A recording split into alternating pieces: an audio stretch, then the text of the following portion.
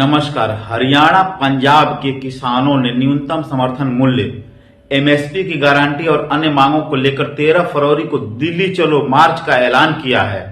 किसानों के प्रदर्शन को देखते हुए दिल्ली पुलिस ने गाजीपुर बॉर्डर, टिकरी बॉर्डर और सिंधु बॉर्डर पर धारा 144 लगा दी है।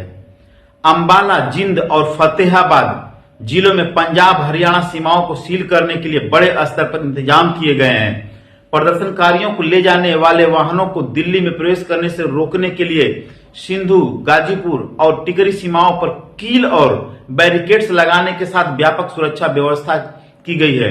लगभग 200 किसान यूनियनों और बड़ी संख्या में किसानों द्वारा आयोजित दिल्ली चलो मार्च के 13 फरवरी को उत्तर प्रदेश, हरियाणा और पंजाब से राष्ट्रीय राजधानी पहुंचने की उम्मीद है। किसानों ने दिल्ली चलने का ऐलान कर दिया है। इसी दिल्ली ने 3 साल पहले किसानों का साल भर चला आंदोलन देखा था। सरकार किसानों से किया अपना वादा भूल गई, लेकिन किसान नहीं भूले। अपनी मांगों के साथ वापस राजधानी पहुंच रहे हैं। पिछली बार की तरह इस बार भी ये किसानों का आंदोलन कम, किसानों को रोकने का आंदोलन ज्यादा लग रहा है।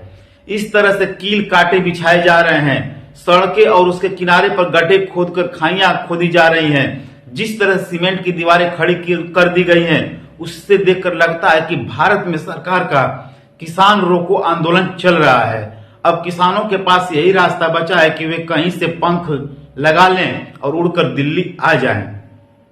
भारत के किसानों को अब उड़ना सीखना होगा, वरना अपनी मांगों को लेकर चुप रह जाना होगा।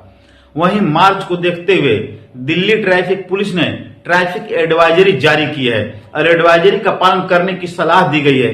चलिए जानते हैं किसानों के प्रदर्शन क्यों हो रहे हैं और उनकी मांगे क्या हैं।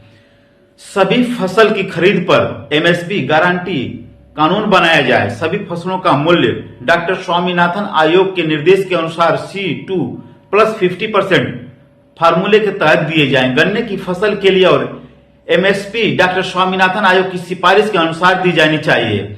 हल्दी सहित सभी मसालों में वस्तुओं की खरीद के लिए राष्ट्रीय आयोग बनाया जाना चाहिए। किसानों और खेत मजदूरों की संपूर्ण कर्ज माफी होनी चाहिए। पिछले दिल्ली आंदोलन की लंबित मांगें पूरी की जाएं। लखीमपुर खीरी नरसंहार मामले में न्याय किया जाए। दोषी अजय मिश्रा को कैबिनेट से बर्खास्त किया जाए और गिरफ्तार किया जाए। आशीष मिश्रा की जमानत रद्द की जाए और रुपए का मुआवजा दिया जाए। समझौते के मुताबिक घायलों को 10 लाख रुपए दिए जाएं। दिल्ली आंदोलन समेत देश भर में हुए सभी आंदोलनों के दौरान किसानों पर दर्ज सभी तरह के मुकदमे रद्द किए जाएं। आंदोलन के दौरान शहीद हुए किसानों और मजदूरों के परिवारों को मुआवजा दिया जाए। दिल्ली आंदोलन के शहीद स्मारक के लिए मुआवजा और सरकारी नौकरी दिल्ली में जमीन दी जाए। दिल्ली आंदोलन के दौरान बिजली संशोधन विधेयक को उपभोक्ताओं को विश्वास में लिए बिना लागू नहीं करने पर सहमति बनी थी, लेकिन इसे पिछले दरवाजे से अध्यादेश के जरिए लागू किया जा रहा है। इसे खारिज किया जाना चाहिए। वादे के मुताबिक कृषि क्षेत्र को प्रदूषण अधिनियम से बाहर रखा जाना चाहिए। भारत को विश्व व्यापार संगठन के समझौते से बाहर आना चाहिए। विदेशों से कृषि वस्तुओं, दुग्ध उत्पादों, फलों, सब्जियों और मांस आदि पर आयात शुल्क कम नहीं किया जाना चाहिए, बल्कि बढ़ाया जाना चाहिए और भारतीय किसानों की फसल पर प्राथमिकता के आधार पर खरीदा गया 58 वर्ष से अधिक उम्र के किसानों और खेतिहर मजदूरों के लिए 10,000 रुपए प्रति माह की पेंशन योजना लागू की जाए। सरकार को खेत को इकाई मानकर स्वयं प्रीमियम भुगतान कर फसल बीमा योजना लागू करनी चाहिए। भूमि अधिग्रहण अधिनियम 2013 को उसी रूप में लागू किया जाए तथा केंद्र सरकार द्वारा राज्यों को भूमि अधिग्रहण के संबंध में दिए गए निर्देश व भूमि अधिग्रहण अधिनियम में संशोधन को रद्द किया जाए।